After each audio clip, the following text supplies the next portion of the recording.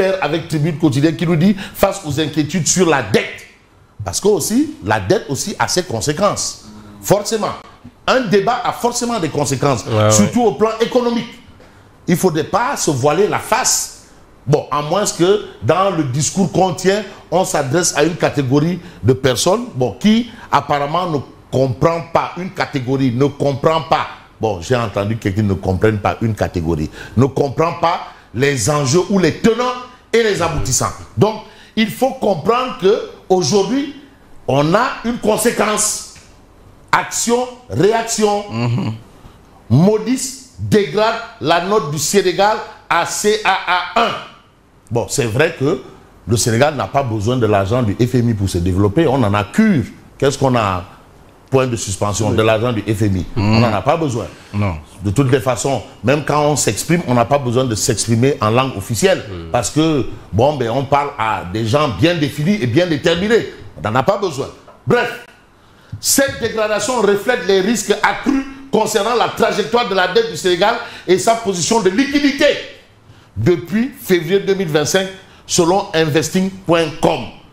Donc, les businessmen là, c'est-à-dire ceux qui apportent l'argent. Qui dit argent parle business. Qui dit business parle borom khalis.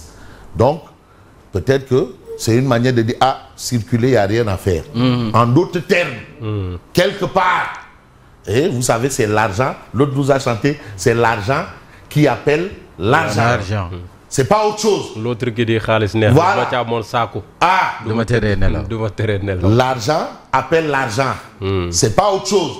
C'est pas les paroles, c'est pas les invectives qui appellent l'argent. C'est pas le fait de bander les muscles ou avoir la langue pendue. Non, c'est l'argent qui appelle l'argent. C'est ça? Un autre plus catégorique dit que les affaires, c'est l'argent des autres. Et tout simplement. Et ceux qui sont dans ce milieu, ils te disent business is business. Yes. Of course. Business. Alors, oui. C'est durant cette période-là que JP Morgan avait mis le Sénégal sous pondération. Une manière de dire aux investisseurs, détournez-vous du Sénégal. Attention. Mais c'est ça. Et vous vous rappelez de la contribution très pertinente, très enrichissante de Doudouka, que vous avez relayé à l'époque. Oui, Doudouka. Notant une décote de 35%. C'est tout ça qui se confirme. En réalité, il n'y a rien de nouveau. C'est-à-dire, c'est des choses. D'où c'est Nawede. D'où Nawede ou Yalede. Il n'y a pas d'alchimie, ni d'acrobatie, ni autre chose. C'est 1 plus 1 égale 2. Bon, maintenant, en biologie, c'est 1 plus 1 égale 1. Mais de temps en temps, 2 ou 3 ou 4 ou 5, les triplés. Fabrice, le professeur Kassé disait que l'économie, ce n'est pas une affaire d'émotifs. C'est pas pour les émotifs. C'est pas pour les émotifs. Pour les restamans. Oui. C'est pour les raisonnables. L'agence de notation a souligné des progrès plus lents que prévu pour obtenir un nouveau programme du FMI. Wardi Amne Borom de. Wardi Amne Borom. Bon, ben on attend la réaction, peut-être pour dire, bon, on n'a pas besoin de ces notations-là, on n'en a pas besoin. C'est pas ça qui va développer le Sénégal. On sait qu'on connaît déjà. Pourquoi alors chercher la caution du FMI? On connaît déjà. Quand l'autre dit, vraiment investisseur, venez, la porte est ouverte, il y a la plage, il y a l'eau, amne dehim, amne soupoukagne, amne mbafé, amne mbakhalou saloum, amne dahinou laoubé. Et l'autre qui disait, soutenez-nous. Ouais. Et l'autre vient, il dit que ben, vous les présidents là, il faut quand même prendre des dispositions. C'est quoi? Et du courage. Laissant le gouvernement dépendant du marché régional plus coûteux pour répondre à ses besoins de financement élevés. Et même le marché régional a un point où on ne pourra plus dépasser. Attention, il y a le marché régional a un grand mur. Mur de Berlin. Un mur là-bas. Là, quand tu rentres, tu ne peux plus. Bon, on reste avec Tribune. Aliou Sall et son épouse cautionnent 240 millions pour la liberté provisoire. L'ancien maire de Guédiawaye et son épouse Aïssata Sall ont bénéficié d'un retour de parquet, mais la décision attendue lundi. Et Maître Ella Diouf, l'avocat, dit que vraiment, il n'y a plus de raison de les retenir là-bas. De toutes les façons, on reste avec Tribune qui nous dit les femmes et cadres de Gumsebob tirent sur le régime. Et là, ceux qui promettaient la rupture ont fini par livrer l'improvisation. Donc, rupture a abouti à l'improvisation. Et tu sais, on n'improvise pas dans la gestion des affaires publiques. Non, ça, quand tu dis improvisation, ça rappelle à l'amateurisme. Hein? C'est un peu en quelque chose ça. Mais ça, gestion publique, du bien public, improvisation. Hein? Oui. C'est-à-dire, table. Donc, du table. Hein? Non. Bon, en tout cas, c'est ce que relève Gumsebop. Vous avez aussi les travailleurs de la santé, réunis autour de Ande Gessem, qui appelle à la mobilisation.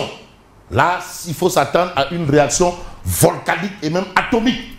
Attention, parce que aussi le Front social aussi est là, pose aussi ses exigences sur la table.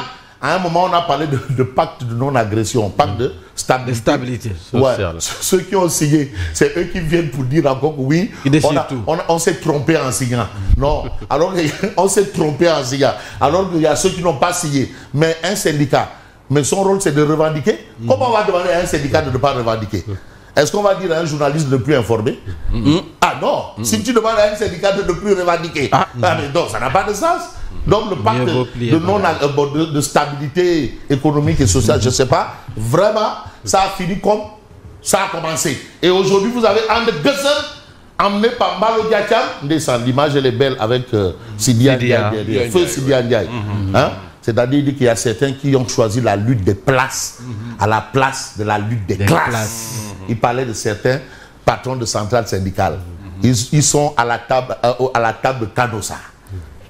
Sidi Ndiaye. Et aujourd'hui, l'œuvre de Sidi Ndiaye est apparemment perpétuée en termes de lutte des classes par Malo Diacham. Donc, on va évoluer et on va nous intéresser à Direct News qui nous reparle encore du lithium malien. Finalement, c'est Abidjan.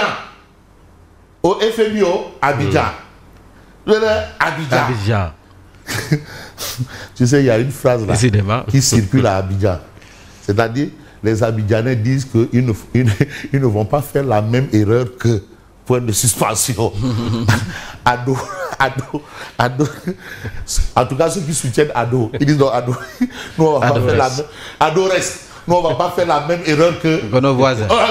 Que nos voisins économiquement immédiats. Nos Gorgis. Nos Gorgis. On va pas faire l'erreur de nos Gorgis. Voilà. C'est comme ça qu'on appelle. Nos Gorgis. On appelle les Sénégalais. On ne fera pas l'erreur de nos Gorgis.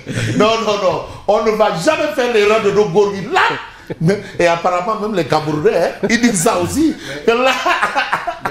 C'est bon, oui, mais bah, il dirait. Mais attends, est-ce que tu vas faire les erreurs de. Les Camerounais disent mieux vaut notre loc là. Mieux vaut notre loc là. Pour éviter de tomber dans la. C'est justement donc le moment de dire que le fait qu'on ait pu écarter Tidjane Thiam, qu'on prive le peuple sénégalais de son talent. Tidjane Thiam. Alassane Ouattara n'a pas d'excuse, vraiment. C'est trop. Non, mais de toutes les façons, moi je laisse Alassane et les gens là-bas. Mais les Ivoiriens entre eux. C'est une cuisine entre eux. C'est entre eux. Ce qu'eux ils disent, nous, on va pas faire la même erreur que nos Gorgis. Nous, on va pas beaucoup. Là. Et la preuve est là. Donc, ils commencent à ne pas faire les erreurs de Gorgis. Aujourd'hui, vous avez le lithium malien Abidjan, rafle la bise. Dakar perd la main. Une décision qui claque comme une gifle. Bimom biti loxo la biti loxo xam nga biti loxo moo gën a saf biti loxo alors la société chinoise Jiafeng Lithium, troisième producteur mondial de métal stratégique, a choisi le port d'Abidjan pour exporter le lithium du Mali. Et selon les estimations recueillies suite à l'investigation, plus de 25 milliards de francs CFA par an s'envoleraient en redevances portuaires. 25 milliards. Mais qu'est-ce qui se passe? Abidjan a investi 1000 milliards dans la modernisation de son port pour atteindre 30 millions de tonnes de trafic annuel. Mais Dakar plafonne à 17 millions. 17 millions. Beaucoup de ça fait. Tu investis 1000 milliards. 1000 milliards. Tu investis 17 millions. 17 millions.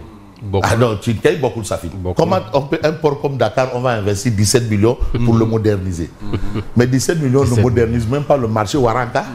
Si tu veux moderniser le marché Ndete, 17 millions ne tout dire. Plus de 17 millions. En plus forte raison, un port. Mais 17 millions. Il y a la perspective de Ndayan Fabrice. Bon, d'accord. Qui pèse aussi 1000 milliards, autour de 1000 milliards ou plus. Mais en attendant, pour le port d'Abidjan, récupère des gros calibres.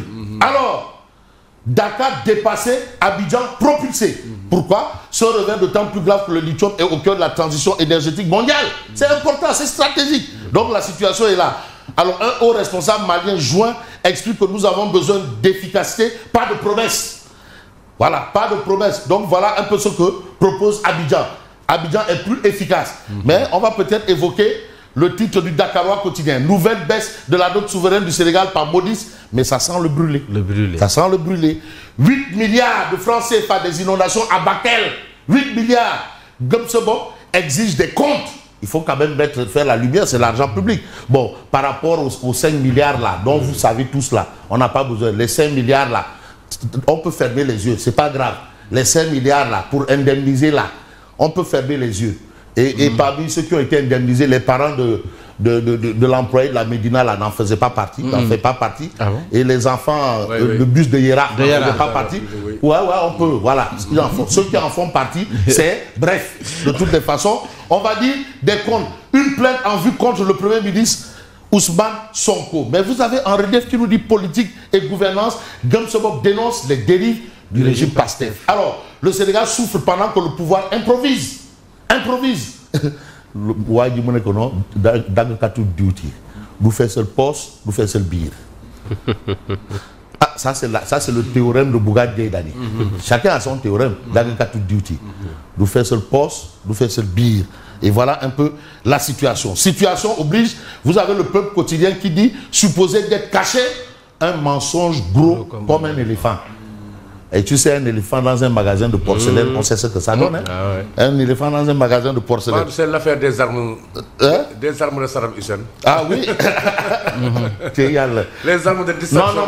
Non, les lacrymogènes de Erdogan. Ah, Erdogan. Le quotidien, niveau d'endettement Modis dégrade à nouveau la note du Sénégal. Elle passe de B3 à CA1. Mais on va voir Ouma Diakité, centre de santé, agence commerce, quand la santé va, tout va. D'accord. Voilà la situation. Vous avez le vendeur de café Touba, santé financière, 100 ans. Voilà un peu la situation de Odia qui parle de commerce. Apparemment, les choses ne bougent pas trop. Hein. Ce n'est pas le grand rush au niveau des centres commerciaux, agences, même au niveau des centres de santé. Même le vendeur de café Touba a du mal à trouver un client. Au niveau des postes de santé, on n'a même pas de clients. C'est un peu l'image que nous renvoie Odia ce matin. Et moi, je vous dis merci et bonne continuation.